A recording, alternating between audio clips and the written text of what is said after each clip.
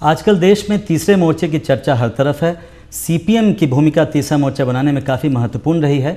CPM प्रमुख प्रकाश करात हमारे साथ मौजूद हैं। हम उनसे तीसरे मोर्चे के बारे में तो बातचीत करेंगे ही, साथ ही उनकी पार्टी के बारे में और चुनाव से जुड़े कुछ अन्य मुद्दों के बारे में बातचीत करेंगे। कॉमरेड प्रकाश, आपका स्वागत है टीम में। कांग्रेस ने अपने मैनिफेस्टो में कहा है कि थर्ड फ्रंट जो है, जो तीसरा मोर्चा आप लोग बनाए हैं, वो it's a recipe for chaos, अराजकता की गारंटी है। आप जाहिर तौर पर सहमत नहीं होंगे उनसे? नहीं, कांग्रेस पार्टी अपने मोर्चे के बारे में खुद देखे क्या हो रहा है। सबसे अस्थिर है और मेरे ख्याल में यूपीए जैसे गठबंधन अभी ना के बराबर हो गया है। हमारे तीसरे मोर्चे का जो गठबंधन है वो राज्य स्तर पर पहले हमने अलग अलग पार्टियों ने सीटों का तालमेल और चुनावी तालमेल तय करने के बाद राष्ट्रीय स्तर पर तीसरे मोर्चे का फैसला किया है। उन्होंने आप पर भी, सीपीएम पे भी मैनिफेस्टो में काफ़ी कुछ कहा है। इनफैक्ट थर्ड फ्रंट के बारे में मैं कोट करूंगा उनसे, उनके मैनिफेस्टो से। They have neither competence nor commitment. This front grounded in the politics of convenience is nothing but a platform for personal ambitions. Congress party कुछ भी कहे, तथ्य ये है कि तीसरे मोर्चे में जो पार्टियां अभी इकट्ठे हुए हैं वो गैर कांग्रेस, गैर भाजपा एक विकल्प पेश करने के लिए प्रतिबद्ध है। और चुनाव में हम चाहते हैं कि जनता एक विकल्प जो है कांग्रेस और भाजपा के विपरीत एक नया विकल्प के लिए, गैर भाजपा गैर कांग्रेस गठबंधन के सरकार बनाने के लिए वो फैसला दें। लेकिन कॉन्ट्रडिक्शंस तो हैं तीसरे मोर्चे में। आप राज्य स्तर पे जो आपने अलायंस किए हैं उनमें कई कॉन्ट्रडिक्शंस हैं। उनमें से कई पार्टियां ऐसी है जो आप बीजेडी की तरफ हाथ आपने बढ़ाया है, वो 2 महीने 1-1.5 महीने पहले तक वो बीजेपी के साथ सत्ता का सुख भोग रहे थे। उसमें कॉन्ट्रडिक्शंस तो हैं। उसमें कॉन्ट्रडिक्शन कहाँ है?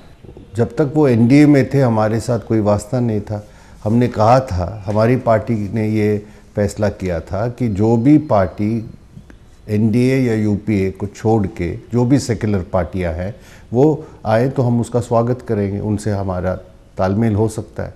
नहीं, लेकिन सवाल वही है कि जब तक वो बीजेपी के साथ हैं वो कॉम्युनल हैं, जब वो छोड़ के आते हैं तो हमने कभी नहीं कहा कॉम्युनल। हमने कहा ये सेक्युलर पार्टियां हैं, लेकिन क्योंकि वो भाजपा और कांग्रेस के साथ है उनके साथ हमारा कोई वास्ता नहीं हो सकता है। जब उन्होंने नाता तोड़ दिया है, रिश्ता तोड़ लिया है और अभी तीसरे मोर्चे के गठबंधन में आया है तो उसमें क्या दिक्कत है? लेकिन आप सेकुलर फ्रंट, अगर मुझे याद है मैं पिछले चुनाव के 2 महीने पहले आपसे, जो पहले महासचिव थे स्वर्गीय कॉमरेड सुरजीत, उनसे मैंने इंटरव्यू किया था। उन्होंने कहा था कि उस समय भी वही सेकुलर फ्रंट बनाने की बात थी। समाजवादी पार्टी उस समय अलग थी। मैंने उनसे पूछा था, समाजवादी पार्टी अलग है। आज भी जो 3 बड़ी पार्टियां हैं जिनको आरजेडी, समाजवादी पार्टी, एलजेपी भी आपसे अलग है, तो किस तरह का ये फ्रंट है? आप अभी नहीं, जो मैंने कहा ना, जो पार्टियां यूपीए के साथ रही है उनके साथ हमारा कोई गठबंधन नहीं हो सकता है। तो हमने जो तीसरे मोर्चे में पार्टियां अभी तय किए हैं उसमें 9 पार्टियां हैं। वो तब अलग अलग राज्यों में उनका चुनावी तालमेल हो चुका है। सिर्फ एक जगह तमिलनाडु में वो भी बातचीत हो रही है क्योंकि वो आखिरी दौर में चुनाव है, वहाँ भी हो जाएगा। तो राज्य स्तर पे ही ये अभी आपका कमिटमेंट है? हमारे राज्य स्तर के आधार पर ही वामपंथी पार्टियां और ये क्षेत्रीय पार्टियों की समझदारी यही है कि हमारा गठबंधन एक फेडरल गठबंधन होगा और उसके आधार पर हम गैर कांग्रेस, गैर भाजपा विकल्प पेश करेंगे। चुनाव के बाद क्या थर्ड फ्रंट आप कहाँ देखते हैं? केवल 9 पार्टियां रहेंगी या इसमें और भी आप जुगत लगा रहे हैं? चुनाव के बाद मेरे ख्याल में और रीअलाइनमेंट होगा और जो हमारी कोशिश ये रहेगी और हमारी उम्मीद यही है कि गैर भाजपा, गैर कांग्रेस जो सेक्युलर पार्टियां हैं वो हमारे साथ जुड़ जाएंगे। जो यूपीए छोड़ के गए हैं, क्या उन पर भी आपकी नज़र है चुनाव? नहीं, हमने जनरल अपील किया है कि एक गैर कांग्रेस, गैर भाजपा विकल्प की ज़रूरत है। उसके लिए जो कार्यक्रम होना चाहिए, मंच बनना चाहिए, उसमें जो आ सकते हैं, उसमें जिसमें आम सहमति हो सकती है, उनके साथ हम जाएंगे। जी, वही अभी आपने कहा कि यूपीए जो छोड़ के गए, यूपीए के साथ जो कभी रहे हैं उनके साथ आप नहीं जाना चाहेंगे? यूपीए या एनडीए में जो सेक्युलर पार्टियां हैं, हमारे तीसरे मोर्चे के बाहर भी सेक्युलर पार्टियां हैं, उन सबको हम अपील कर रहे हैं कि एक कॉमन प्लेटफॉर्म पर आए। चुनाव के बाद जो भी संकेत अभी आ रहे हैं, ऐसा लग रहा है कि कांग्रेस पार्टी का सीट और घटने जा रहे हैं, जो भी संकेत आए हैं, ऐसे में आप लोग अगर थर्ड फ्रंट आते हैं, सरकार बनाने की ज़रूरत पड़ती है, कांग्रेस से क्या आप सपोर्ट लेंगे थर्ड फ्रंट? नहीं, हमारी कोशिश यही है, हमारा मकसद यही है कि गैर कांग्रेस गैर भाजपा सरकार बने, और कांग्रेस पार्टी को उस समय सोचना पड़ेगा उसके प्रति क्या रुख है। लेकिन अपने तौर पे तो आप रियलिस्टिकली अगर देखिए, जो भी अगर गणित है उससे आप अपनी तरफ से तो बिल्कुल थर्ड फ्रंट अपने आप तो गवर्नमेंट बना नहीं पाएगी, तो ऐसे में कांग्रेस की बना नहीं पा रहे हैं? क्या भाजपा के गठबंधन बना पाएंगे या कांग्रेस के गठबंधन बना पाएंगे?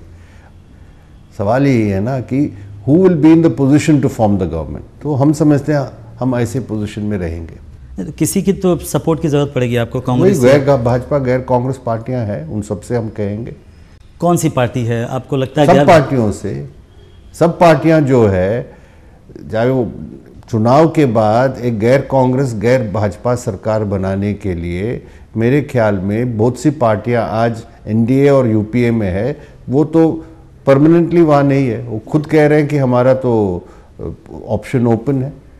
राष्ट्रवादी कांग्रेस पार्टी ने साफ बताया कि हम तो we will consider all options. इस तरह की बहुत सी पार्टियां हैं। समाजवादी पार्टी पे भी आपकी नज़र होगी, क्योंकि वो एक प्रमुख घटक है और बड़ी पार्टी है उत्तर प्रदेश। देखेंगे चुनाव के बाद अलग अलग पार्टियों का क्या रुख होगा, देखना पड़ेगा। सभी पार्टियों ने अपने लिए एक प्रधानमंत्री पद का उम्मीदवार घोषित किया है। सभी पार्टियों ने नहीं, भारतीय जनता पार्टी और कांग्रेस, तीसरे नहीं मोर्चे की बात नहीं कर रहा हूँ। भारतीय जनता पार्टी और जो यूपी और एनडीए अगर कहें, उन्होंने अपने कांग्रेस ने भी अब मनमोहन सिंह को अपना उम्मीदवार घोषित किया, आप लोगों ने नहीं किया है। क्या कोई खास वजह है इसकी? या हम नहीं समझते हैं कि पार्लियामेंट्री डेमोक्रेसी में जहां चुनाव के बाद ये बात स्पष्ट है कि एक मिलीजुली सरकार बनेगी, अलग अलग पार्टियां मिल